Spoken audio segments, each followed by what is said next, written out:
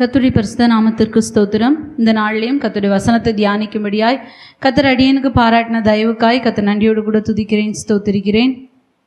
இந்த நாளிலையும் நம்முடைய தியானத்திற்காக 2 ராஜாக்களின் புஸ்தகம் 3வது அதிகாரம் 17-18, 2 ராஜாக்கள் 3:17-18 வசனம், ஏசாயா 43ஆம் அதிகாரம் 4வது வசனம். 2 வசனத்தை வாசிப்போம். 2 ராஜாக்கள் 3:18, ஏசாயா 43:4.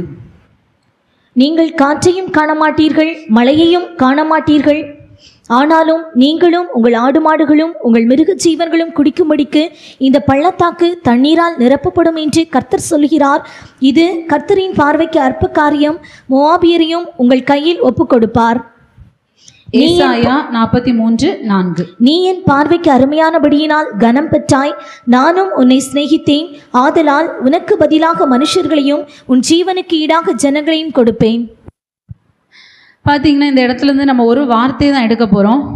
இங்கே 2 ராஜாக்களின் புஸ்தகத்தில் சொல்லப்பட்டு கர்த்தரின் பார்வைக்கு அற்பமான காரியம், ஏசாயாவில் சொல்லப்பட்டு கர்த்தரின் பார்வைக்கு அருமையான ஒரு அனுபவத்தை கொடுத்து சொல்லப்பட்டு. மொத்தத்தில் நம்முடைய தலைப்பு என்ன அப்படின்னு பார்த்தீங்கன்னா, கர்த்தரின் பார்வையில். கர்த்தரின் பார்வையில் அற்பமாகவும் காணப்படலாம், அருமையானவர்களாகவும் என்ன செய்யலாம், காணப்படலாம். அது அந்த சூழ்நிலையை பொறுத்தது அல்லது ஒரு நபரை பொறுத்த காரியமாக காணப்படுது. இப்போ எக்ஸாம்பிள் எடுத்துட்டோன்னா, ஒரு 5 ஸ்டார் ஹோட்டலில் ஒரு வேலை செய்கிற ஒரு சீஃப் செஃப் கிட்ட போய் நம்ம சொல்லணும், ஒரு ரசம் வச்சு தாங்க அப்படின்னு சொன்னால் அவங்க என்ன நினைப்பாங்க? ஒரு 5 ஸ்டார் ஹோட்டலில் இருக்கிற சீஃப் செஃப் என்கிட்ட வந்து ஜஸ்ட்டு ரசம் வைக்க சொல்கிறாங்க அப்படின்னு சொல்லிட்டு என்ன நினைப்பாங்க? அற்பமாக நினைப்பாங்க. அதே இது சமையலே பண்ண தெரியாத ஒருத்தவங்க கிட்ட நீங்கள் ரசம் வைங்கன்னு சொல்லி அவங்க நல்லா ரசம் வச்சுட்டா என்ன நினைப்பாங்க? நான் எவ்வளோ நல்லா ரசம் வச்சிட்டேன். அவங்களுக்கு அது அருமையாக இருக்கும். ஆனால் அந்த செஃப்புக்கு வந்து என்னது, ரொம்ப எவ்வளோ பெரிய வித்தியாசமான டிஷ்ஷஸ் செய்கிறவங்க, அவங்களுக்கு அந்த காரியம் ரசம் வைக்கிறது ஒரு அற்பமான ஒரு அனுபவமாக காணும். இவ்வளோ தானா அப்படிங்கிற அனுபவத்தில் காணப்படும். ஆனால் அதே ரசத்தை தனக்கு பிடிச்சவங்களுக்கு ரசம் ரொம்ப பிடிக்கும், அதனால நீங்கள் செஞ்சு தாங்கன்னா எப்படி என்ன செய்வாங்கன்னா, அது ரொம்ப ஸ்பெஷலாக நினச்சி என்ன செய்வாங்க, செஞ்சு தருவாங்க. இது போல் கர்த்தருடைய பார்வையில் அற்பமாக காணப்படுகிற அனுபவமும் இருக்குது, அருமையாக காணப்படுகிற அனுபவம் இருக்குது. ரெண்டுமே எதில் இருக்குன்னா, அந்த காரியத்தை பொறுத்தது தான் கர்த்தருடைய பார்வையாக காணப்படுது. கர்த்தருடைய பார்வையில் அப்படிங்கிறத குறித்து தான் நம்ம இன்றைக்கி வேதத்துலேருந்து கர்த்தருடைய பார்வையில் சில காரியங்கள் எப்படிப்பட்டதாக காணப்படுது, அல்லது கர்த்தருடைய பார்வையில் அருமையாய் காணப்படுற ஜனத்திற்காக கர்த்தர் செய்கிற செயல்கள் கர்த்தருக்கு அற்பமாக, நமக்கு பெருசாக இருக்கலாம், இவ்வளோ பெரிய காரியத்தை கர்த்தர் செஞ்சுருக்காங்க, ஆனால் ஆண்டவருக்கு அதை செய்கிறது வெறும் அற்பமான ஒரு காரியமாக காணப்படும். கர்த்தருடைய பார்வையில் எப்படிப்பட்ட காரியங்கள் சொல்லப்பட்டிருக்கு அப்படிங்கிறத நம்ம இன்றைக்கி தியானிக்க போகிறோம். இப்போ பார்வை அப்படின்னு சொல்லி பார்த்தோன்னா, பார்வையை நம்ம வந்து 2 விதத்தில் எடுக்கலாம். ஒன்று சைட் அப்படின்னு சொல்லுவாங்க, இன்னொன்று வியூ.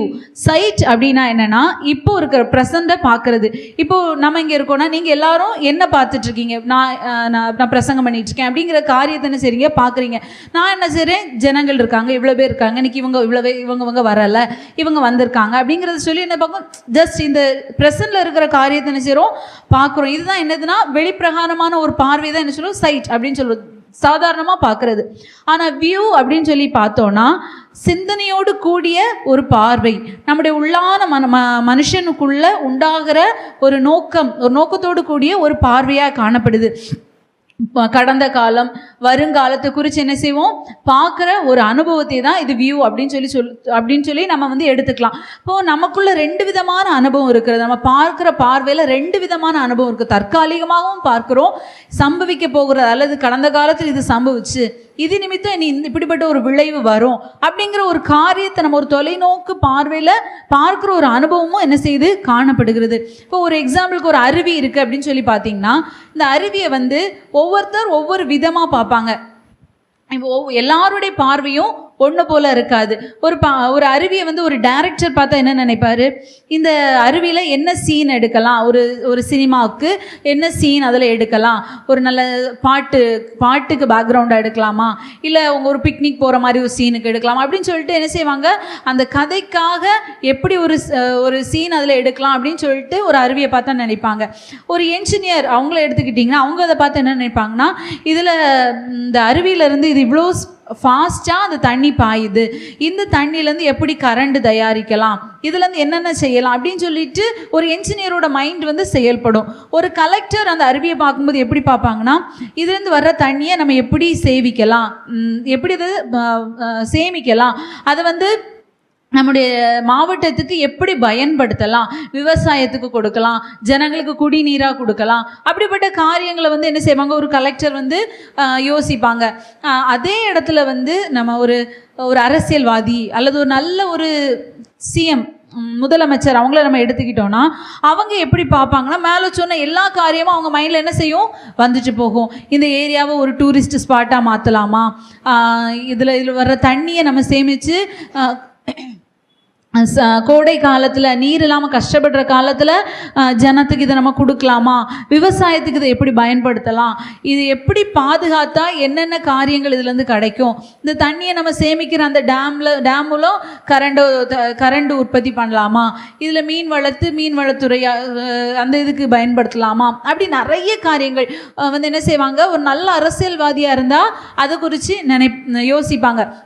நம்ம காமராஜர் அவங்க சிஎம்மாக இருந்த காலத்தில் பார்த்திங்கன்னா 17 அணைகள் வந்து கட்டியிருக்காங்க. அதாவது லிஸ்ட்டில் வந்ததே 17 அணைகள் கட்டியிருக்காங்களாம்.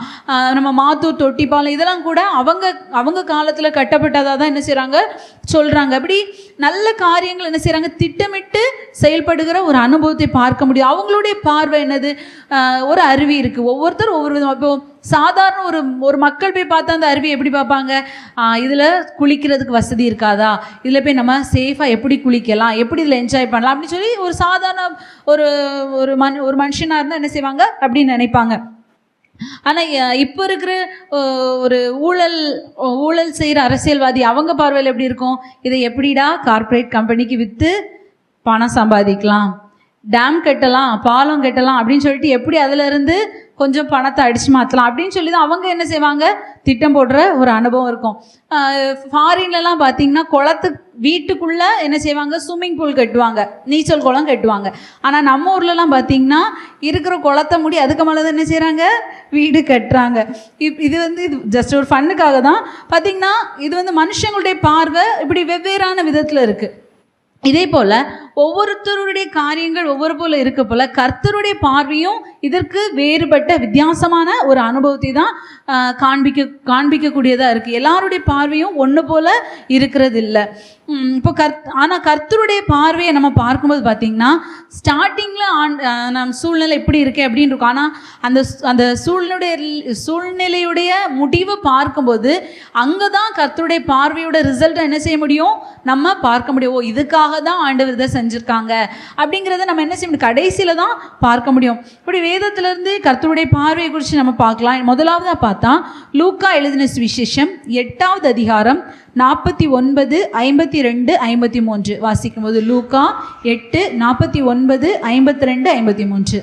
அவர் இப்படி பேசிக்கொண்டிருக்கையில் ஜெபாலய தலைவனுடைய வீட்டிலிருந்து ஒருவன் வந்து அவனை நோக்கி, உம்முடைய குமாரத்தி மரித்து போனால் போதகரை வருத்தப்படுத்த வேண்டாம் என்றான். எல்லாரும் அழுது அவளை குறித்து துக்கம் கொண்டாடுகிறதை கண்டு, அழாதேயுங்கள், அவள் மரித்து போகவில்லை, நித்திரையாய் இருக்கிறாள் என்றார். அவள் மரித்து போனாள் என்று அவர்கள் அறிந்ததினால் அவரை பார்த்து நகைத்தார்கள். பார்த்தீங்கன்னா இங்கே என்ன சொல்லப்பட்டிருக்கு, ஏசப்பா கிட்ட இந்த எவீருங்கிற ஜெபாலய தலைவன் ஏசப்பா கிட்ட வந்து அவருடைய மகா வந்து மரண அவஸ்தையாக இருக்கிறான்னு சொல்லி ஏசப்பா கிட்ட வந்து கேட்குறாங்க. ஏசப்பா, என் மகா மரிக்கிற தருவாயில் இருக்கா, அவளுக்கு எப்படியாவது சுகத்தை கொடுக்கறதுக்கு நீங்கள் வரணும் அப்படின்னு சொல்லி ஏசப்பா கையோடு கூட்டிகிட்டு போகிறதுக்காக இந்த எவீரு வந்து கூட்டிகிட்டு போகிறாரு. போயிட்டு இருக்கிற வழியில் கூட அந்த 12 வருஷம் பெரும்பாடுள்ள ஸ்திரீக்கு சுகம் கிடைக்குது. இதெல்லாம் பார்த்துட்டு போயிட்டே இருக்காங்க. போயிட்டு இருக்கும்போது ஒரு மனுஷன் வந்து சொல்கிறாரு, நீர் போதுகிற வருத்தப்படுத்தாண்டா, பிள்ளை செத்து போயிட்டா அப்படின்னு சொல்லி வந்து சொல்கிறாங்க. இந்த மனுஷனுக்கு எப்படி இருந்திருக்கும், ஐயோ என் பிள்ளை செத்து போயிட்டாளா அப்படின்னு சொல்லி கண்டிப்பாக இருந்திருக்கும். ஆனால் அந்த இடத்துல அவன் என்ன செய்யலைன்னா ஆண்டவர் விட்டுட்டு போகலை. இந்த மனுஷன் அந்த வந்து சொன்ன மனுஷன் தான் சொல்கிறான், பிள்ளை செத்து போயிட்டான். அந்த மனுஷங்களுடைய பார்வை எப்படி இருந்தது, குழந்தை செத்து போச்சு அப்படின்னு. ஆனால் கர்த்தருடைய பார்வை எப்படி இருந்தது அப்படின்னு நம்ம பார்த்தோன்னா அந்த 52வது வசனத்தில் ஆண்டவர் ஏசப்பா சொல்கிறாங்க, அவள் மரித்து போகவில்லை, நித்திரையாக இருக்கிறாள். ஆண்டவருடைய பார்வையில் மரிச்சு போன அந்த குழந்தை தூங்குறதா தான் ஏசப்பாவுடைய பார்வையில் காணப்பட்டது.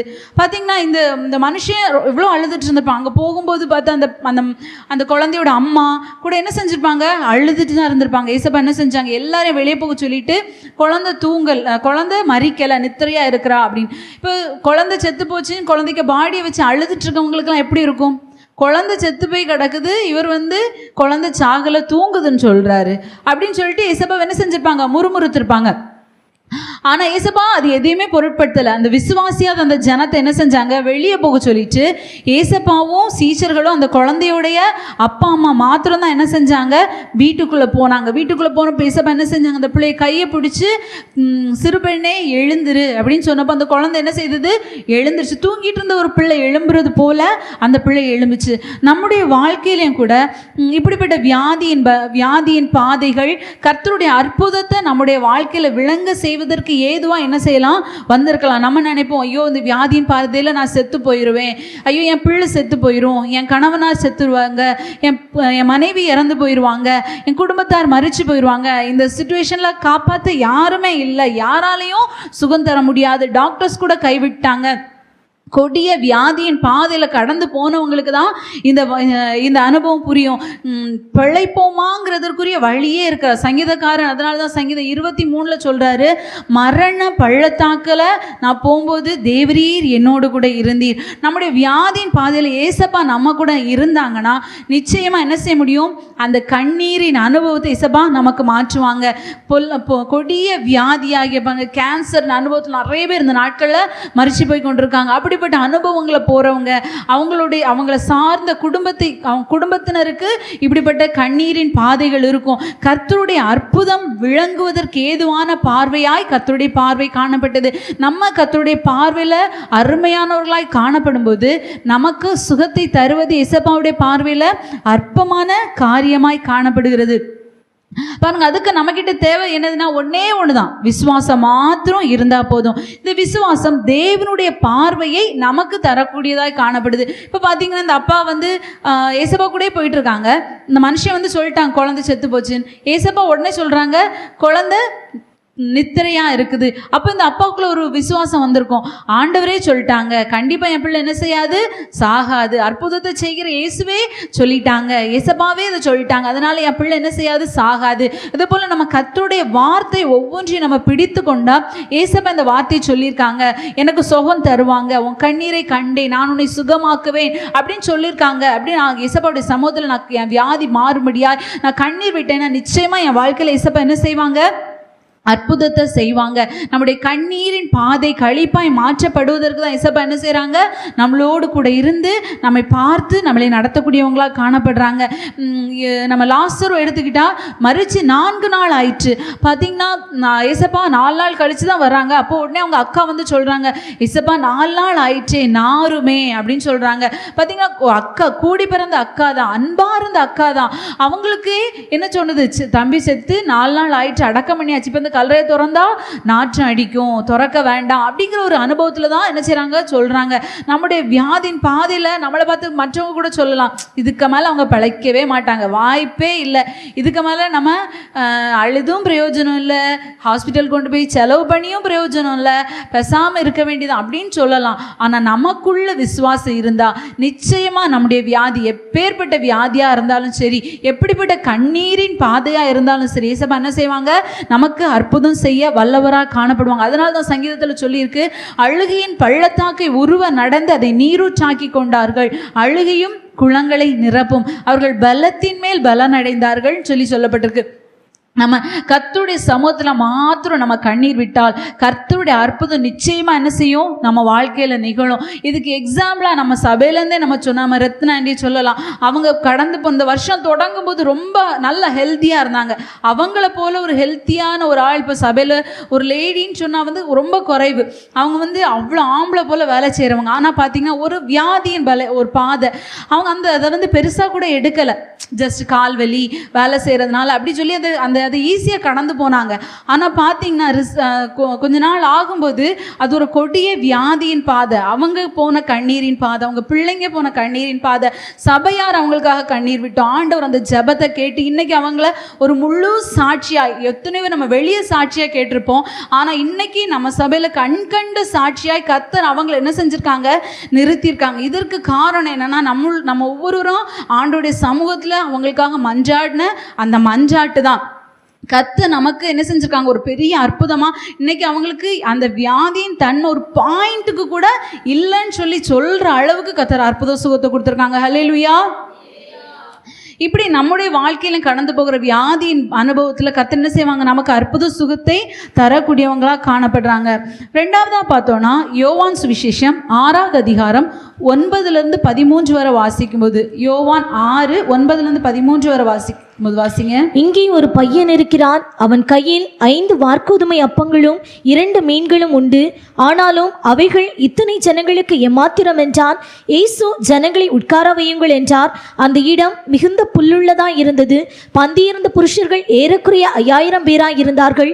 இயேசு அந்த அப்பங்களை எடுத்து ஸ்தோத்திரம் பண்ணி சீஷர்களிடத்தில் கொடுத்தார். சீஷர்கள் பந்தியிருந்தவர்களுக்கு கொடுத்தார்கள். அப்படியே மீன்களையும் அவர் எடுத்து அவர்களுக்கு வேண்டிய மட்டும் கொடுத்தார். அவர்கள் திருப்தி அடைந்த பின்பு அவர் தம்முடைய சீஷர்களை நோக்கி, ஒன்றும் சேதமாய் போகாதபடிக்கு மீதியான துணிக்கைகளை சேர்த்து வையுங்கள் என்றார். அந்தபடியே அவர்கள் சேர்த்து வார்கோதுமை அப்பங்கள் 5 அவர்கள் சாப்பிட்டு மீதியான துணிக்கைகளினாலே 12 கூடைகளை நிரப்பினார்கள். பார்த்தீங்கன்னா இங்கே நம்ம எல்லாருக்கும் தெரிஞ்ச ஒரு சம்பவத்தை தான் வாசிச்சிருக்கோம். 4 சுவிசேஷ புஸ்தகங்கள்லையும் இந்த சம்பவம் எழுதப்பட்டிருக்கு. பார்த்தீங்கன்னா 5 அப்போ 2 மீன் வனாந்திரத்தில் இசப்பா பிரசங்கம் பண்ணுறாங்க. ஜனங்கள் இசப்பா கிட்ட வந்திருக்காங்க. இப்போ அவங்களுக்கு சாப்பாடு கொடுக்கணும். 5 அப்பமும் 2 மீனும் ஒரு சின்ன பையன்கிட்ட இருக்குது. வேறு யாருக்கிட்டையும் எந்த சாப்பாடுமே இல்லை. ஒருவேளை எல்லாரும் கொண்டு வந்தது தீர்ந்திருக்கலாம் ஏதோ. ஆனால் அந்த டைமில் அவங்களுக்கு கொடுக்குறதுக்கு எதுவும் இல்லை. சீஷர்கள் சொல்கிறாங்க, அவங்கள அனுப்பி விடுங்க, அவங்க போய் சாப்பிடட்டும் அப்படின்னு ஏசப்பாட்ட சொல்கிறாங்க. ஆனால் ஏசப்பா சொல்கிறாங்க, அவங்க போக வேண்டாம், உங்ககிட்ட என்ன இருக்குது. உடனே சீஷர்கள் கேட்காங்க, 200 பணத்துக்கு அப்போ வாங்கினா கூட என்ன செய்ய முடியாது, இவ்வளோ பேருக்கு கொடுக்க முடியாது. 5000 புருஷர் இருக்காங்க. இப்போ 5000 புருஷர்கள் இருக்காங்கன்னா அவங்களுக்கு மனைவிகள் 5000 பேர் இருந்திருப்பாங்க. அவங்களுக்கு ஒரு 2 பிள்ளைங்க வச்சு பார்த்துருந்தா கூட அதுவே இவ்வளவு 20000 பேருக்கு மேலே இருக்கலாம். அப்போ ஏறக்குறைய 20000 ஜனங்கள் அந்த இடத்துல இருக்க வாய்ப்பு இருக்குது. இப்போ 5 அப்பமும் 2 மீனும். இப்போ நம்ம இவ்வளோ பேர் இருக்கோம். இங்கே கொண்டு வந்து இன்னைக்கு மத்தியானம் ஒரு 5 அப்பமும் 2 மீனும் இருக்குது. சிஸ்டர் அக்கா வந்து சொல்கிறாங்க, இன்னைக்கு நமக்கு கொஞ்சம் ஒரு 5 ஆப்பம் இருக்குது, 2 துண்டு இறைச்சி இருக்குது, நீங்கள் எல்லோரும் இதை ஷேர் பண்ணி சாப்பிடுங்கன்னா நமக்கு எல்லாருக்கும் எப்படி இருக்கும். ஆஹா பிரதர் இல்லை, இன்னைக்கு அக்கா நமக்கு இப்படி பண்ணிட்டாங்களே அப்படின்னு சொல்லி என்ன செய்வோம், யோசிப்போம். ஆனால் கர்த்தர் என்ன செஞ்சாங்க, அவங்க மத்தியில் ஏசப்பா இருந்தவங்க அற்புதத்தை செய்யக்கூடியவங்களாக காணப்பட்டாங்க. அந்த அப்பத்தையும் மீனையும் வாங்கி ஏசப்பா நினச்சிட்டாங்க. ஸ்தோத்திரம் பண்ணின போது அதை பிட்டு கொடுத்த போது அது பெருகியது. பெருகிறது மாத்திரம் இல்லை, மீதம் எடுக்கிற விதத்தில் என்ன செய்யுது, 12 கூடை நிறைய மீதி எடுத்தாங்க. 5 அப்பம் பெருகி மீதியே 12 கூட வந்திருக்குன்னா அப்போ அவ்வளோவே சாப்பிட்றதுக்கு அது எவ்வளோ பிரயோஜனமாக இருந்திருக்கும். பார்த்திங்கன்னா ஆண்டவருடைய பார்வையில் நம்முடைய குறைவு நிறைவாய் மாறணும். நம்முடைய பார்வை நமக்கு எப்படி இருக்கும், ஐயோ நான் இப்படி குறைவுபட்டிருக்கேனே, என்னுடைய தேவை இப்படி இருக்கேன், நான் எப்படி இந்த சூழ்நிலையை சமாளிப்பேன், எப்படி இந்த பாதையை நான் கடந்து போவேன், எனக்கு இப்போ இவ்வளோ பணம் தேவை இருக்குது, என்னென்ன பொருட்கள் எனக்கு தேவை இருக்குது, நான் எப்படி இந்த பாதையில் கடந்து போக முடியும், இந்த பூமியில் வாழ்கிறதுக்கு பணம் தேவையாச்சு அப்படின்னு சொல்லி நம்ம ஒருவேளை கலங்கி நிற்கலாம். என் மகளுக்கு எப்படி நான் கல்யாணம் பண்ணி வைப்பேன், என் பிள்ளையை நான் எப்படி படிக்க வைப்பேன், படிப்பு இல்லைன்னா ஒன்றுமே இல்லையே அப்படின்னு சொல்லிட்டு நம்ம பல சூழ்நிலை என்ன செய்யலாம், கலங்கி நிற்கலாம். ஆனால் நம்மை நேசிக்கிற நாம் கர்த்தருடைய பார்வையில் அருமையாய் காணப்படுவோமானால் நமக்கான தேவைகளை சந்திப்பது கர்த்தருடைய பார்வையில் அற்பமான காரியமாய் காணப்படுகிறது. பார்த்திங்கன்னா 1 ராஜாக்கள் 17:12 வாசிக்கும்போது அங்கே வந்து ஒரு சம்பவம் சொல்லப்பட்டிருக்கு. சாரிபாத் ஊரில் ஒரு விதவை இருக்காங்க. அவங்க கிட்ட கொஞ்சம் மாவும் கொஞ்சம் எண்ணெயும் இருக்குது. அதை அப்போ செஞ்சு சாப்பிட்டுட்டு செத்து போயிடலான்னு சொல்லிட்டு 2 விறகு என்ன செஞ்சுருக்காங்க, பொறுக்கிறதுக்காக வந்திருக்காங்க. அப்போ தேவன் சொல்கிறாங்க எலியா கிட்ட, நீ சாரிபாத்துக்கு போ, அங்கே ஒரு விதவைக்கு உனக்கு சாப்பாடு தரும்படியாக கட்டளையிட்டு இருக்கேன். பார்த்தீங்கன்னா இங்கே ஏற்கனவே இந்த பெண்ணுக்கு கட்டளை பிறந்திருக்கு. அப்போ இவங்க வராங்க, வந்து இவர் கேட்குறாரு, எனக்கு கொஞ்சம் தண்ணி தான். உடனே அந்த பெண் தண்ணி பஞ்சகாலம், ஆனால் தண்ணி அவங்க கிட்ட இருந்திருக்கு. இப்போ தண்ணி கொண்டு எடுக்க போகும்போது இவர் சொல்றாரு, அப்படியே உன் கையில் எனக்கு கொஞ்சம் அப்பமும் கொண்டு வா. உடனே அந்த பெண் சொல்றாங்க, என்கிட்ட கொஞ்சமாவும் கொஞ்சம் எண்ணெய் தான் இருக்கு, நான் என் பிள்ளையை சாப்பிட்டுட்டு சாவ போறோம், அதுலயே நீங்க பங்கு கேட்குறீங்களே.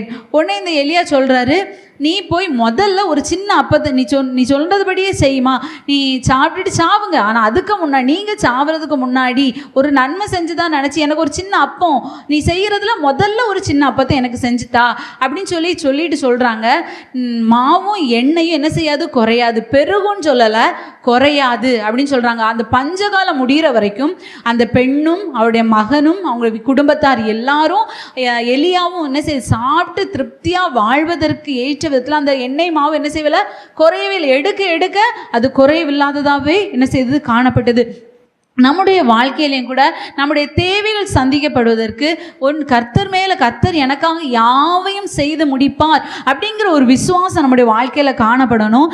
கர்த்தர் நமக்கு சொல்றதின் படி நம்ம என்ன செய்யணும், கர்த்தருக்கு கொடுக்கிறவர்களா, ஏழைகளுக்கு இறங்குகிறவர்களா, நமக்கு இருக்கிறதுல என்ன செய்யணும், கொடுக்கணும். அதனால தான் சொல்லுவாங்க, தானத்துக்கும் தர்மத்துக்கும் வித்தியாசம் உண்டு. நம்மக்கிட்ட நிறைய இருக்கிறத கொடுக்கறது தர்மம், தன்னைக்கிட்ட இருக்கிறத நுள்ளி கொடுக்கறது என்னது, தானம் அப்படி சொல்லி. அதனால தான் சொல்லுவாங்க கண் தானம், இப்படி நம்ம பார்ட்ஸ் எல்லாம் வந்து என்ன சொல்லுவாங்க, கொடுக்குறது தானம். ஏன்னா நம்மக்கிட்ட அது இருக்கிறதே இது ஒன்று தான், அதையே நம்ம என்ன செய்கிறோம், கொடுக்குறோம். அப்படிப்பட்ட அனுபவத்தில் நம்ம என்ன செய்யணும், கொடுக்கிறவர்களாக என்ன செய்யணும், நம்ம காணப்படும். நம்ம இப்படி கொடுக்கிறவர்களாக நம்ம காணப்படும் போது கர்த்தர் நிச்சயமாக நம்முடைய வாழ்க்கையுடைய குறைவுகளை என்ன செய்வாங்க, நிறைவாய் மாற்றக்கூடியவங்களாய் காணப்படுவாங்க.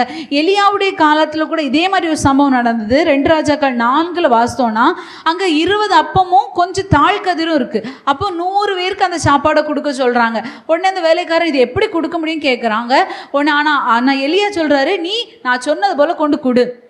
அதே போல் அவங்க கொடுத்த எலிசாவுடைய வாழ்க்கை நாட்களில் அப்போ அதை கொடுக்கும்போது என்ன செய்யுது, அப்பமும் மீதம் எடுக்கிற விதத்தில் இசப்பா என்ன செஞ்சாங்க, ஆசீர்வச்சாங்க. இப்போ நம்ம கொஞ்சம் நம்மக்கிட்ட இருக்கிற கொஞ்சத்தையும் நம்ம என்ன செய்யணும், மற்றவங்களுக்கு பகிர்ந்து வாழ்கிற ஒரு அனுபவம் நமக்குள்ள காணப்படும் போது நிச்சயமாக நம்முடைய குறைவுகளை எல்லாம் என்ன செய்வாங்க, இசப்பா நிறைவாய் மாற்றுவாங்க. நம்முடைய கடனாக இருக்கலாம், ஒரு பஞ்சத்தை போல உள்ள ஒரு அனுபவமாக இருக்கலாம், நமக்கு வருகிற வருமானம் நம்ம ஃபேமிலியை ரன் பண்ணுறதுக்கே பத்தாதது போல இருக்கலாம். ஆனால் அந்த விஷயத்துலையும் கர்த்தருடைய பார்வையில் நம்ம உண்மையாய் காணப்படும் நிச்சயமா ஏசப்பா என்ன செய்வாங்க, இந்த எல்லா இல்லாமையின் அனுபவங்களையும் வெறுமையின் அனுபவங்களையும் மாற்றி நம்முடைய குறைவை தேவன் நிறைவாய் மாற்ற வல்லமையுள்ளவராக இருக்கிறார். ஹல்லேலூயா.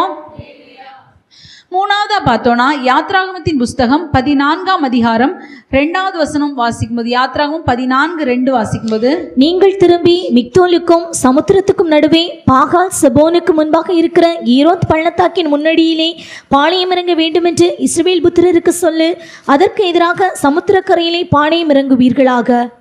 பார்த்தீங்கன்னா இப்போ இவங்க வந்து எகிப்திலிருந்து இஸ்ரவேல் ஜனங்கள் புறப்பட்டு வந்துட்டு இருக்காங்க. இந்த ஜனங்கள் கர்த்தருடைய பார்வைக்கு அருமையான ஜனங்கள். இஸ்ரவேல் ஜனங்கள் கர்த்தருடைய பார்வைக்கு ரொம்ப அருமையான பிரியமான ஒரு ஜனமாக தான் இந்த இஸ்ரவேல் ஜனங்கள் காணப்படுறாங்க. இப்போ இவங்க எகிப்தில் அடிமைகளாக இருக்கிறாங்க, கர்த்தருடைய கூக்குரல் இடுறாங்க. இவங்களை ஆண்டவர் என்ன செய்கிறாங்க, விடுதலை ஆக்கி கொண்டு வரும்போது ஃபர்ஸ்ட் அவங்க எங்கே வந்து பாளையம் இறங்குறாங்கன்னா, ஒரு சமுத்திர கரையில் தான் பாளையம் இறங்குறாங்க. இப்போ அவங்க நினச்சாங்க, அப்பாடா நம்ம எகிப்துலேருந்து தப்பிச்சு வந்துட்டோம், இனி நம்ம எப்படியாவது வாழ்ந்துக்கலாம் அப்படின்னு சொல்லிட்டு அந்த சமுத்திர கரையில் நிம்மதியாக இருக்கலாம்னு சொல்லி இருக்கும்போது பார்த்தா பின்னாடி யார் வராங்கன்னா, எகிப்தின் சேனை புறப்பட்டு வருது. இந்த சேனை பார்த்தோன்னா அந்த ஜனங்களுக்கெல்லாம் ஒரே பயம், ஆண்டவரே இப்போ போச்சு, முடிஞ்சு செத்தோம், நாங்கள் எகிப்தில். உடனே மோசையை பார்த்து முறுமுறுக்கிறாங்க. அவ்வளோ நேரம் நல்லா இருந்தாங்க. எகிப்தின் சேனை பார்த்தோன்னா, நாங்கள் இதுக்கு எகிப்திலேயே செத்து போயிருந்துருக்கலாம், அங்கே நாங்கள் உயிரோடி அடிமையாட்டாவது இருந்திருப்போம், இங்கே கொண்டு வந்து எங்களை இப்படி கொல்ல போகிறீங்களே அப்படின்னு சொல்லி என்ன செய்கிறாங்க, முறுமுறுக்கிறாங்க, முறையிடுறாங்க. ஆனால் பார்த்தீங்கன்னா அங்கே ஆண்டவர் என்ன செய்யாங்க, 11வது வசனத்தில் வாசிக்கும்போது, அன்றியும் அவர்கள் மோசையை நோக்கி, எகிப்திலே பிரேத குழிகள் இல்லை என்றா வனாந்திரத்திலே சாகும்படிக்கு எங்களை கொண்டு வந்தீர், நீர் எங்களை எகிப்திலிருந்து புறப்பட பண்ணினதினால் எங்களுக்கு இப்படி செய்தது என்ன? பார்த்தீங்களா, அவங்க இப்படி முறுமுறுக்கிறாங்க. அடுத்து 16வது வசனத்தில் வாசிக்கும்போது ஆண்டவர் சொல்கிறாரு, நீ ஒன்றும் கவலைப்படாத, நான் உங்களுக்காக யுத்தம் பண்ணுவேன், நீங்கள் சும்மா இருப்பீங்க, நான் உங்ககிட்ட சொல்லுன்னு சொல்லிட்டு நீ உன் கையில் இருக்க கோலை ஓங்கி சமுத்திரத்தை பிளந்து விடு, சமுத்திரத்துக்கு மேலே நீ நீட்டு, சமுத்திரம் என்ன செய்யும், பிளக்கும் அப்படின்னு சொல்கிறாங்க. அப்புறம் 21வது வசனத்தை நம்ம வாசிக்கும்போது வாசிங்க. மோசே தன் கையை சமுத்திரத்தின் மேல் நீட்டினார், அப்பொழுது கர்த்தர் ராம் முழுதும் பலத்த கீழ்காற்றினால் சமுத்திரம் ஒதுங்கும்படி செய்து அதை வறண்டு போக பண்ணினார், ஜலம் பிளந்து பிரிந்து போயிற்று. பார்த்தீங்கன்னா இங்கே இந்த ஜலம் என்ன செய்துச்சு, கர்த்தர் கீழ்காட்சி வீச பண்ணினதுனால சமுத்திரம் பிரிந்து போயிற்று. பார்த்தீங்கன்னா இப்போ இந்த ஜனங்களுக்கு போகிறதுக்கு ஒரு நல்ல வழி திறந்தாச்சு. மனுஷங்களுடைய பார்வையில் கடக்க முடியாத பாதை, இந்த பாதையை கிராஸ் பண்ணி போக முடியாது. முன்னாடி கடல், பின்னாடி சேனை, எங்கேயுமே போக முடியாது. சிதறி ஓடவும் வழியே இல்லை. ஏதாவது ஒரு வனாந்திரம் அங்கங்கே ஓடி தப்பிச்சுக்கலான்னா அதுக்கும் வழி இல்லை. கடலுக்குள்ளே போனால் தப்பிக்கவும் முடியாது. என்ன செய்துருவோம்? முங்கி செத்து போயிடுவோம். பின்னாடி போனால் அவங்க நம்மளை மன்னிச்சு திரும்பியும் கூட்டிகிட்டு போக மாட்டாங்க, நம்மளை வெட்டி கொன்று போட்டுருவாங்க. இந்த சூழ்நிலை என்ன செய்ய? கடந்து போகவே முடியலை அப்படின்னு சொல்லி இந்த மனுஷர்கள் பார்க்குறாங்க. ஆனால் கர்த்தருடைய பார்வையில் பார்த்தீங்கன்னா அந்த சிவந்த சமுத்திரம் தான் இஸ்ரவேல் ஜனங்கள் எகிப்தை கடந்து போவதற்குரிய ஒரு இடமாகவும், எகிப்தின் சேனை முற்றிலும் அழிக்கப்படுவதற்குரிய இடமாகவும் கர்த்தருடைய பார்வையில காணப்பட்டது. இப்போ ஒரு காட்டிலலாம் பார்த்தீங்கன்னா ஒரு மான் வந்து அடிபட்டு அதுக்கு ரத்தம் வருது அப்படின்னா அதை அந்த ரத்த வாடைக்கு கொடிய மிருகங்கள், சிங்கம், புலி, இதெல்லாம் சிறுத்தை இதெல்லாம் என்ன செய்யும்? துரத்திட்டு போகும். ஆனால் இந்த ஏதாவது ஒரு நீர், அதனால மான் நீரோடைய வாஞ்சித்து கதறதுன்னு சொல்லி ஒன்று தாகத்துக்காக, இன்னொன்று இது இப்படி அடிபட்டுக்கும் போது தண்ணிக்குள்ளே போயிட்டுனா இதோடைய அந்த ரத்த வாசனை என்ன செய்யாது? மறுபடி வெளியே வராது. அந்த நீர்நிலையை தாண்டி அந்த ரத்த வாடை வராது. அப்போ இந்த மிருகங்கள் அதை பின்தொடர்வதை விட்டுவிடும் அப்படின்னு சொல்லி சொல்லுவாங்க. அப்போ இந்த இஸ்ரவேல் ஜனங்களும் கூட அவங்களை பின்தொடர்ந்து வருகிற பாவ வல்லமையை ஜெயிப்பதற்கு, அதை கடந்து போவதற்கு இந்த சிவந்த சமுத்திரம் அவங்களுக்கு உறுதுணையாய் காணப்பட்டது. நம்மளையும் கூட அடிமைப்படுத்தி வைத்திருக்கிறதான பாவத்தின் வல்லமைகளை நாம் ஜெயித்து ஆவிக்குரிய ஜீவியத்தில் வளர்ச்சி அடைவதற்கு ஒரு ஞானஸ்தானத்தின் அனுபவம் நமக்கு தேவையாய் காணப்படுகிறது. பிதா, குமாரன், பரிசுத்தாவின் நாமத்தினால நம்ம மூழ்கி ஞானஸ்நானம் எடுக்கும்போது பாவத்தின் வல்லமைகள் என்ன செய்யாது? நம்மை பின்தொடராது. ஏன்னா வேதம் சொல்லுது, பாவம் உன்னை தொடர்ந்து பிடிக்கும் என்று அறிந்து கொள், பாவம் வாசற்படியில படுக்கும் அப்படின்னு சொல்லி வேதத்தில் நம்ம வாசிக்கிறோம். இப்ப நம்முடைய வாழ்க்கையில நம்ம செஞ்ச பாவங்களை விட்டு நம்ம மனம் திரும்புற நாம அதோடய நம்ம இருந்துட்டோம்னா என்ன செய்யாது? அந்த பாவம் நம்மளை விட்டு போகாது. இப்போ இந்த இடத்துல ஒரு ஜூஸ் சிந்திருக்கு. இதை நம்ம அப்படியே விட்டுட்டோம்னா என்ன செய்யும்? அடுத்து நம்ம சிந்தலை, ஆனால் அந்த ஜூஸ் சிந்தின இடத்துல என்ன செய்யும்? ஈச்சி எல்லாம் என்ன செய்யும்? எறும்பு அதெல்லாம் அந்த இடத்த அரிக்கும். ஆனால் அதை நமக்கு தண்ணி ஊற்றி கழுவிட்டோம்னா அந்த இடத்துல என்ன செய்யாது? எதுவுமே வராது. இப்போ நம்முடைய வாழ்க்கையில் இருக்கிற பாவ கரைகள் மாற்றப்படுவதற்கு இயேசுவுடைய அந்த ஞானஸ்தானத்தின் அனுபவத்தில், பாவத்திற்கு மரித்து நீதிக்கு பிழைக்கிற அனுபவத்தில், அந்த ஞானஸ்தான சத்தியத்துக்கு இயேசுவுடைய இரத்தத்தினால் நம்ம கழுவப்பட்டு நம்ம அந்த சத்தியத்துக்கு நம்மை ஒப்பு கொடுக்கும் போது நம்முடைய ஜீவிதத்தில் இருக்க இந்த பாவ அடிமைத்தனங்கள் என்ன செய்து? நம்மை தொடராதபடி கர்த்தருடைய கரம் நம்மை பாதுகாக்கக்கூடியதாய் காணப்படுகிறது. நம்முடைய வாழ்க்கை நம்ம எல்லாரும் நினைப்போம், இப்போ நம்ம இருக்கிற எல்லாருமே யார் தான்? ஞானஸ்தானம் எடுத்தவங்க தான். இனியும் நாங்கள் திரும்பி ஞானஸ்தானம் எடுக்கணும். அப்படி இல்லை. ஒவ்வொரு நாளும் நம்முடைய பாவத்தை அறிக்கையிட்டு ஒவ்வொரு நாளும் பாவத்துக்கு மரித்து நீதிக்கு பிழைக்கிற அனுபவத்தில் நம்முடைய ஜீவியத்தை கர்த்தருக்கு முன்பாக சுத்தமாய் காத்து கொள்வதை தான் இது காண்பிக்கிறது. அதுதான் நம்முடைய ஆவிக்குரிய ஜீவியத்துக்கு வளர்ச்சிக்கு நமக்கு உதவி செய்யக்கூடியதாய் காணப்படுறதுனால தான் பார்த்தீங்கன்னா ஏசப்பாவை குறித்து வேதம் சொல்லுது, பாவிகளை ரட்சிக்க கிறிஸ்து இயேசு உலகத்தில் வந்தார். ஏசப்பா வந்ததே பாவிகளை ரட்சிக்கிறதா. பாவியா ஒரு காலத்தில் வாழ்ந்து கொண்டு இருந்தோம், நம்ம ரட்சித்து அவருடைய பிள்ளைகளாய் மாற்றுவதற்காக தான் ஏசப்பா என்ன செஞ்சாங்க? இந்த பூமியில மனுஷனா பிறந்தாங்க. யோவான் 1:36 வாசிக்கிறோம், உலகத்தின் பாவத்தை சுமந்து தீர்க்கிற தேவாட்டுக்குட்டி. சில நேரத்தில் பார்த்தீங்கன்னா நம்மளே நம்ம பாவத்தை சுமந்துட்டு இருக்கோம். ஏசப்பா சொல்றாங்க, உன் பாவத்தை நான் மன்னிச்சிட்டேன், கடலின் ஆழத்துல போட்டுட்டேன், என் முதுகுக்கு பின்பாக எரிஞ்சிட்டேன் அப்படிலாம் ஏசப்பா சொல்றாங்க. ஆனா நம்ம என்ன செய்யறோம்? ஏசப்பா மன்னிச்ச பாவத்தை நம்ம தூக்கிட்டே இருக்கோம். ஐயோ நான் அந்த பாவத்தை பண்ணேன், நான் இந்த பாவத்தை பண்ணேன் அப்படின்னு சொல்லிட்டு நம்மளே என்ன செய்யறோம்? சில நேரம் சுமந்துட்டு இருக்கோம். ஆனா நம்முடைய பாவத்தை ஏசப்பா என்ன செஞ்சுட்டாங்க? சுமந்து தீர்த்துட்டாங்க. சிலுவையில் எல்லாவற்றையும் சுமந்து தீர்த்துட்டாங்க. நம்ம ஏசப்பா நம்ம பாவங்களை மன்னித்திருக்கிறாங்க என்கிற ஒரு விசுவாச நம்பிக்கை நமக்கு தேவையாக காணப்படுகிறது. இந்த நாட்களில் பார்த்தீங்கன்னா இப்போ நம்ம எல்லாருமே துணிகரமான பாவம் செய்யலை. யாருமே தண்ணி அடிக்கிறது இல்லை, தம் அடிக்க போகிறது இல்லை, போய் சண்டை போடுறது, அப்படிப்பட்ட அந்த சினிமா பார்க்க போகிற அனுபவம், இது எதுவுமே என்ன செய்யலை. வெளியரங்கமான பாவத்தை நம்ம யாருமே செய்கிறதில்ல. ஆனால் இந்த நாட்களில் பார்த்தீங்கன்னா முழு உலகமும் எதுக்குள்ளே கிடக்குதுன்னா செல்ஃபோனுக்குள்ளே தான் கிடக்குது. இந்த செல்ஃபோனில் நன்மையும் இருக்குது, தீமையும் இருக்கு. ஆனா அதிகமா அதுல எதை அதை பயன்படுத்தி எதுக்குன்னா இப்ப தீமையான காரியங்களுக்கு ஏதுவா தான் இந்த செல்போன் மாறிடுச்சு. அதுல இந்த ஆண்ட்ராய்டு போன் வந்ததுல இருந்தே பாத்தீங்கன்னா எல்லாமே டிவி, நம்ம வெளியரங்கமா வீட்டில் பெரிய டிவி வாங்கி வச்சு பார்த்துட்டு இருந்தாதான் யாருக்கு தெரியும்? மற்றவங்களுக்கு தெரியும், ஊழியக்காரங்களுக்கு தெரியும். இப்போ நம்ம கைக்குள்ளேயே ஒரு சின்னதாக ஒரு செல்ஃபோனை வச்சுருக்கோம். நம்ம என்ன பார்க்குறோங்கிறது நமக்கு மட்டும்தான் தெரியும். பக்கத்தில் இருக்கவங்களுக்கு கூட தெரியாத அளவுக்கு வச்சு நம்மளால் என்ன செய்ய முடியும், பார்க்க முடியும். அப்படி இந்த இப்போ நம்மை பாவத்துக்குள்ளே கொண்டு போகிறது எதுனா இந்த செல்ஃபோனாக தான் காணப்படுகிறது. பார்த்திங்கன்னா பெரிய வீடியோஸ், சினிமா, அந்த மாதிரிப்பட்ட அனுபவங்கள் இருக்குது.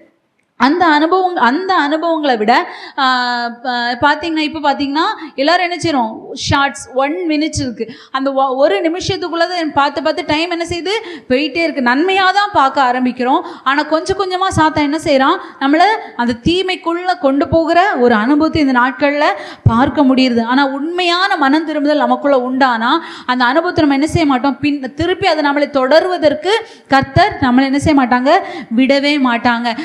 நம்மளுடைய அதிக டைமை வந்து எடுக்கிறது தான் செல்ஃபோன். பார்த்தீங்கன்னா அந்த வீடியோஸ் பார்க்குற அந்த மாதிரி மட்டும் இல்லை. இப்போ பார்த்தீங்கன்னா ஒரே ஆன்லைன் ஷாப்பிங். செல்ஃபோனை எடுத்து ஏதாவது ஒரு பொருள் வாங்குறதுக்கு பார்க்கணுன்னா என்ன செய்கிறோம், ஒவ்வொன்றா உள்ள பார்த்து ஓ இவ்வளோ சீப்பாக இருக்கே, இவ்வளோ அழகாக இருக்கே அப்படின்னு நம்ம அதிலே நம்ம டைம் என்ன செய்கிறோம், ஸ்பெண்ட் பண்ணுற ஒரு அனுபவத்தை நம்ம பார்க்க முடிகிறது. இப்படிப்பட்ட அனுபவங்கள்லேருந்து கர்த்தர் என்ன செய்வாங்க, நம்மை மீட்பதற்கு வல்லமை உள்ளவர்களாய் காணப்படுறாங்க. சகையை குறித்து நம்ம பார்க்குறோம். அவன் கர்த்தருடைய சகையை வந்து எல்லாருடைய பார்வைக்கும் எப்படி காணப்பட்டானா, ஒரு ஆயக்காரனா என்ன, வட்டி கொடுத்து பணம் கொடுத்து வட்டி வாங்குறவங்க. இந்த ஆயக்காரங்கனாலே ஒரு இப்போ நம்ம ஊரில் நம்ம இப்போ சொல்கிறவங்க விதத்தில் பார்த்தா கந்து வெட்டிக்காரங்க, மீட்டர் வெட்டி கொடுக்குறவங்க, அவங்களாம் வந்து பார்க்கும்போதே ஒரு விதமாக தான் எல்லாரும் என்ன செய்வோம் பார்ப்போம். ஏன்னா ஜனங்களுக்கு பணத்தை கொடுத்து அவங்களை கஷ்டப்படுத்துகிறாங்க நிறைய பேர், அதனால கடனால் தற்கொலை பண்ணிக்கிறாங்க, அதுக்கு இவங்க தானே காரணம் அப்படின்னு சொல்லி நம்ம என்ன செய்கிறோம், அவங்க பார்க்குறதே வித்தியாசமாக பார்க்குறோம். அதே போல் தான் இந்த ஆயக்காரனாகிய சகையை பார்த்தாங்க. இந்த சகையை கூட என்ன நினச்சானா, ஏசப்பாவை எப்படியாவது ஒரு நாள் பார்த்துருவேன், மனம் திரும்பணும்னு நினைச்சாங்களா நினைக்கலையா எதுவும் தெரியாது. அவனுக்கு ஒரே ஒரு ஆசை, ஏசப்பாவை எப்படியாவது பார்க்கணும். எல்லாரும் சொல்கிறாங்க ஏசப்பாவை பற்றி, அவர் சுகம் கொடுக்குறாரு, பாவத்தை மன்னிக்கிறாரு, அவங்கள இதுலேருந்து பிசாசு பிடியிலிருந்து விடுதலை ஆக்குறாரு, நிறைய அற்புதம் செய்கிறாரு, நல்ல பிரசங்கம் பண்ணுறாரு, அப்படி எல்லாரும் ஏசப்பா குறித்து சொல்கிறாங்க. அந்த ஏசப்பாவை நானும் ஒரு நாள் பார்க்கணுமே அப்படின்னு சொல்லிட்டு என்ன செய்கிறாங்க, ஆசையாக வந்து ஏசப்பா அந்த வழியாக போகிறாருன்னு தெரிஞ்ச உடனே ஒரு காட்டத்தி மரத்துக்கு மேலே ஏறி உட்காந்து பார்த்துக்கிட்டே, ஏன்னா இவருக்குள்ளனான மனுஷன் கீழே நின்னா ஏசப்பாவை பார்க்க முடியாதுன்னு சொல்லி மேலே ஏறி வந்து பார்க்கலான்னு பார்க்குறாங்க. ஆனால் கர்த்தருடைய பார்வையில் இந்த சகையும் என்ன செய்தார், அருமையானவராய் காணப்பட்டது. ஆத்துமா கர்த்தருடைய பார்வைக்கு அருமையாய் காணப்பட்டது. அதனால பார்த்தீங்கன்னா அந்த சகையும் இருக்கிற இடத்தின் பக்கத்தில் ஏசப்பா வந்தபோது ஏசப்பா வந்து சகையை பார்த்து கூப்பிட்டாங்க, சகையவே இறங்கி வா, நான் இன்னைக்கு உன் வீட்டில் தங்கணும். உடனே பார்த்தீங்கன்னா சகையை வேறு எதுவுமே சொல்லாமல் ஏசப்பா கூட்டிகிட்டு போகிறாங்க. அந்த வீட்டுக்கு ரட்சிப்பு வந்தது. நம்முடைய வாழ்க்கையிலையும் கூட நம்ம ஏதோ ஆசைக்காக ஏசப்பாவை பார்க்குறவங்களா, ஏதோ ஒரு தேவைக்காக ஏசப்பாவை பார்க்குறாங்களா, ஏதோ ஒரு அற்புதம் நடக்கணுங்கிறதுக்காக ஏசப்பாவை பார்க்குறவங்களா இருக்கலாம். அப்படி ஜீவியம் மாறணும், நம்முடைய வாழ்க்கையில் ரட்சிப்பு உண்டாகணும் அப்படிங்கிற ஒரு எண்ணம் கூட இல்லாமல் நம்ம இருக்கலாம்.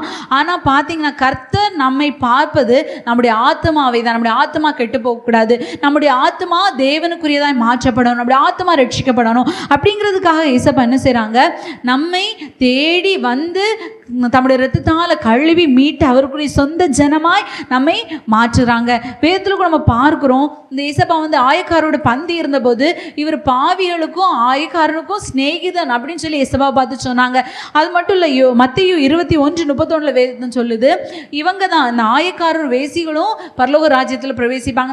நான் நல்லவன் அப்படின்னு சொல்லிட்டு இருக்கிறவங்க எவ்வளோ பரலோகத்துக்கு போவாங்கங்கிற விட கர்த்தருக்கு முன்பாக தங்களை தாழ்த்துகிற ஜனம் நிச்சயமா என்ன செய்யும், பரலோக ராஜ்யத்துக்குரியதாய் மாற்றப்படும். கர்த்தர் அப்படி அற்புதங்களை செய்வதற்கு, கர்த்தருடைய பார்வையோட ரட்சிப்பின் அனுபவத்தை நமக்கு தருவதற்கு தேவன் வல்லமை உள்ளவராய் காணப்படுகிறார். ஹல்லேலூயா.